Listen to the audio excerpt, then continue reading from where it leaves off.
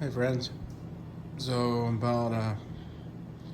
it's about done almost with this second garden tower, garden hydroponic garden wall, whatever the heck it's called, I don't know. So I've got the doors done. This is where the plants live. Just printing out the last few little things. So the way this works is, so these are, the plastic pieces that came from this. It's an 8x4 feet bit of plastic. Works really well. It's thick enough, but it's pliable. And so I've cut the holes in here, and so I've printed out the this is 3D printed little holders. So it comes in 3 pieces. So this, the main piece is this second piece that kind of adds support, and the third piece is this one. So let me show you what that's for. Let's see.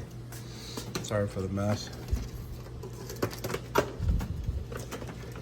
Okay, so the rock wool, you just see down there, you see that? There's a little turnips. There's started a little bit too quickly. I was hoping to get it done faster than I did, but I'm lazy, so that's what happens. So the net pot there has the rock wool, and then the plant, and then the plant's roots come out the back. So this fits in here like that, and then this little bit. The reason there's a space, because I kind of did this as I went with this one, and I realized I needed something to hold these in. So you see that it does a good job. It holds the plants in. As they get bigger, they start to lean out and get larger. So it does a good job of keeping those in. So that's what this is for. It'll keep the plant in. It keeps it stable, and that way it can grow without falling out.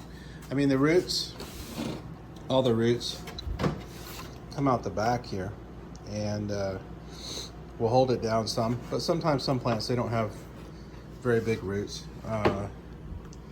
so that just adds some additional support. And of course, it's all multicolored craziness, but you don't even really see it, right? I mean, a little bit. But anyway, so I've got the frame is done. I'm gonna put, where is that piece? There's a piece of wood somewhere. I don't know. Oh, it's early, hadn't had tea yet. Anyway, so there's another piece of wood that goes down in here. I'm just gonna screw that back in. I'm going to connect all in. This is where the main drain is. So I'm trying to make sure that I don't make the same mistakes as this one, that I have very simple water goes in this thing. It doesn't pool up. It doesn't have the opportunity. So what I'm gonna do is I'm gonna cut little bits of plastic to outline this here. And then what that'll do is I'll use that to stick the adhesive, the rubber together, and then put these doors on. And hopefully I'll do a better job than this one with dripping and stuff like that. So we'll see. I don't know. You never know until you turn it on. And then of course I'll cut the outside of this, and it'll look nice and neat. Now, unfortunately, this is not as thick as the plastic over here, but I think it's going to be okay. I opted for getting some new plastic because the other stuff just was a mess. So that's the pump. So this is the 1,100 gallon pump that will push up the water through here. You can see it here in this mess. It's just a pipe that runs up through here, and then it has 2 sprayers connected to it at a 45-degree angle. And then this we'll spray these roots. I don't know if you can see the roots. Yeah, you can a little bit. So the roots are all back there. And so that's what makes this thing work. And then the water goes down, then this drain, and then, you know, everything's happy. So then of course I had to put this down here. This is a spout. So every month, you know, I go through and I cycle out the water and nutrients and stuff, and just let that kind of go out into the grass. Same thing over here.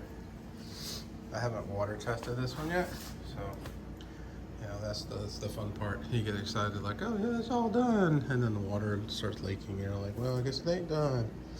So we'll see. Give it some time and see how it goes. But yeah, I'm pretty close to being done with this. Just don't have the hour or two that's necessary to kind of get this thing knocked out. But I will soon. You know, I'll have some time tomorrow and Friday, and good bit of tea, and I'll get this thing sorted. So I'm gonna do something more than just mustard grains. That's why I have more space on this one than the other one. So it doesn't hold as many plants as this one. This one holds 56 plants, and they are all full. This one holds, let's see, I've got 9, 12. Math is not working with me today. So I have 12 up top, 12 over here, that's 24. And then there's 9. No, how many? Yeah, 9. 18, 24. What, 46? 46. It's a lot of plants, really. So I'm gonna have different things. I'm gonna have spinach. I'm gonna try a tomato or two towards the bottom, some okra. Now, this is gonna be fun. You wanna see some craziness, right? And what okra can do in a hydroponic system. You watch this, you subscribe or something, and look, I don't ever ask that. I don't ever really want y'all to do that unless you want to see it. But I had another system that had okra in it, and the thing got gigantic. I mean, the stem was like at least 2 inches thick. They get huge. So that's the thing with okra, right? They get gigantic. So you want to make sure that they're supported. So what you're going to see later is I'll be building supports from the doors, because these are going to come open. And I'll probably be doing the same thing over here with some of these plants. Some of the water spinach have been growing pretty crazy. So I need to get them a little bit of support. So yeah, that's we're going to grow different stuff over here for sure. A lot of random things, good things. And hopefully it'll work. All right, appreciate y'all watching. I wish you the best and good luck in your projects, and take care.